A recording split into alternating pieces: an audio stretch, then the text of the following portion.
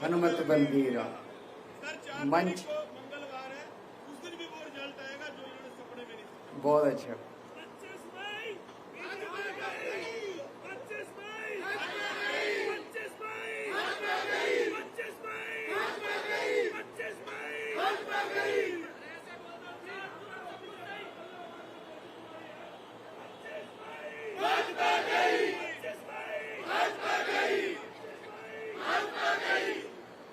मंच पे मौजूद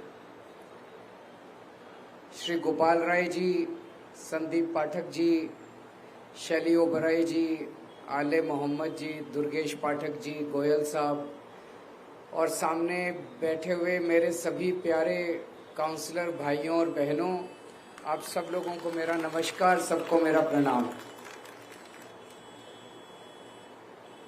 दोस्तों, इन्होंने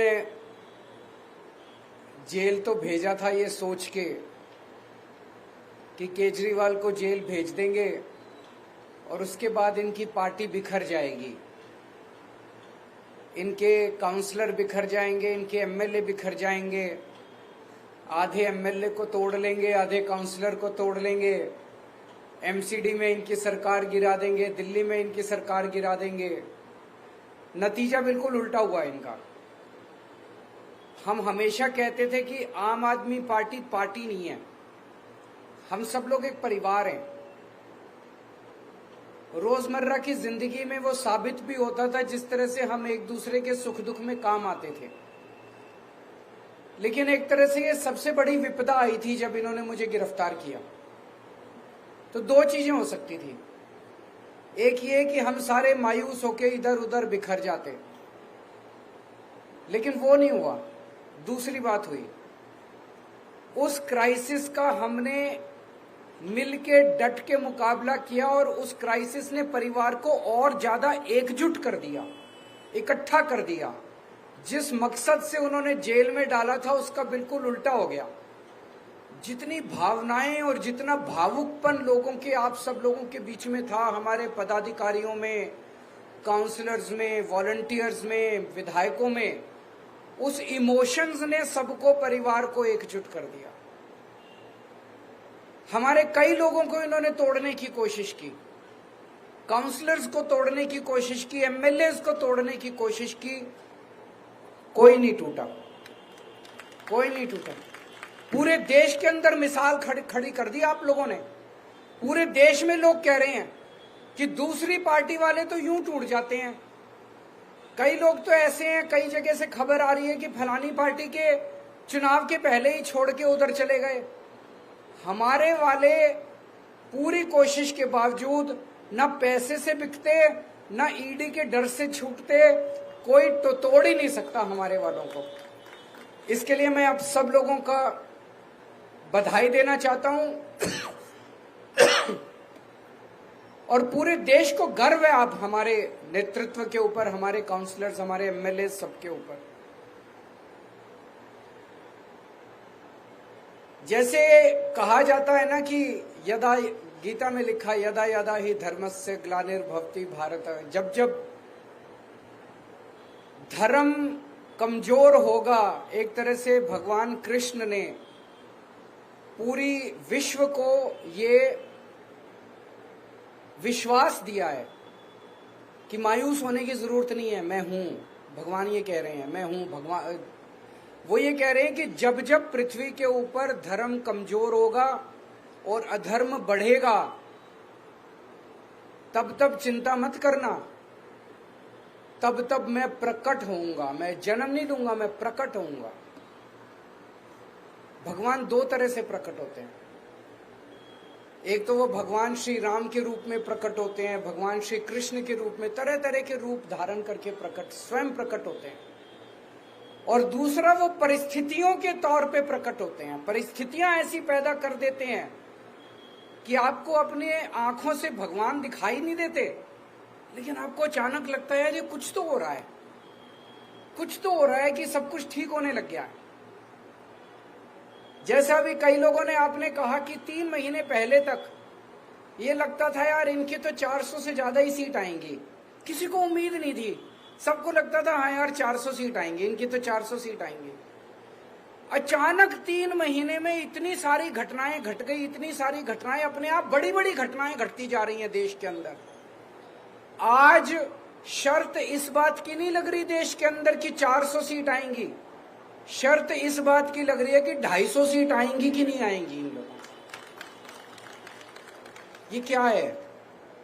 ये चमत्कार है, ये ऊपर वाले की कृपा है, ये हनुमान जी की कृपा है, ये भगवान श्री कृष्ण ने जो गीता के अंदर उन्होंने आश्वासन दिया है पूरी कायनात को, ये उसका प्रकटीकरण है। ये आपको पता नहीं चलेगा लेकिन कुछ हो रहा है चारों तरफ। मेरे को जब गिरफ्तार किया मुझे लग रहा था 6-7 महीने तो अब जेल में रहना पड़ेगा। मैं उसके लिए मानसिक तौर पे तैयार था, मुझे बिल्कुल उम्मीद नहीं थी कि मैं बीच में वापस लौट के आऊंगा। चमत्कार हो गया। शुक्रवार को सुप्रीम कोर्ट ने जो जजमेंट दिया वो एक तरह से ऐसे लग रहा कि प्रभु ने कोई चमत्कार किया है। और अभी मैं परसों जब एक रोड शो में गया तो एक रोड शो में एक महिला जोर से चिल्लाई, बोली जी भगवान ने भेजा है आपको बीजेपी को हराने के लिए, 20 दिन के लिए, 21 दिन की जो जमानत मिली है ये भगवान ने भेजा है। तो प्रभु अपनी तरीके से लीला करता है, लेकिन लीला भी वो तभी करता है जब आप कर्म करते हो। ये मत सोच लेना भगवान लीला कर रहा है पापा, कर्म करना पड़ेगा कि नहीं करना, मेहनत करनी पड़ेगी, बिना कर्म के फल नहीं मिलेगा, फल उसके हाथ में है।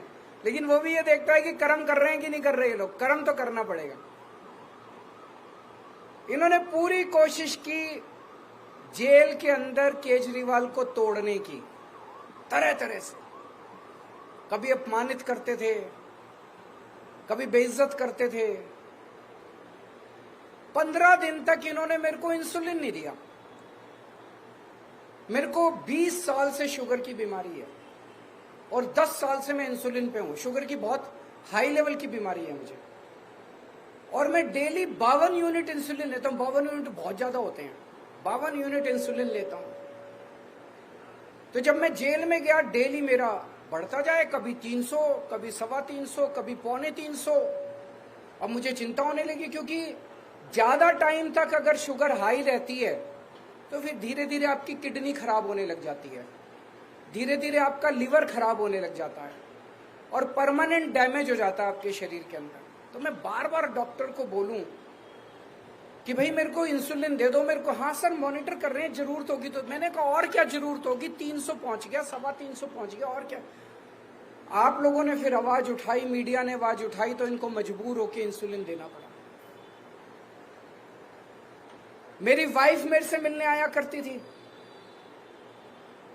ये तो कानूनी रूप में अधिकार है। जो भी अंदर कैदी हैं, चाहे आतंकवादी हैं, चाहे बलात्कारी हैं, चाहे हत्यारे हैं, हफ्ते में 2 मीटिंग आपको अपने परिवार से अलाउड है। आप अपने परिवार से मुलाकात कर सकते हो। एक दिन मेरी वाइफ को मना कर दिया इन्होंने कि आपकी वाइफ को नहीं मिलने देंगे। फिर वो अखबारों में छप गया, चारों तरफ शोर शराबा हुआ। तो 12 बजे आना था, उन्होंने 11 बजे फिर लिखा कि ठीक है आ जाओ। सवेरे 8 बजे ईमेल भेज दी कि आज की आपकी मुलाकात कैंसिल। फिर शोर हुआ बाहर, तो उन्होंने फिर 11 बजे उनको दोबारा भेजा कि ठीक है आ जाओ। मेरी वाइफ से मिलने से मना कर दिया।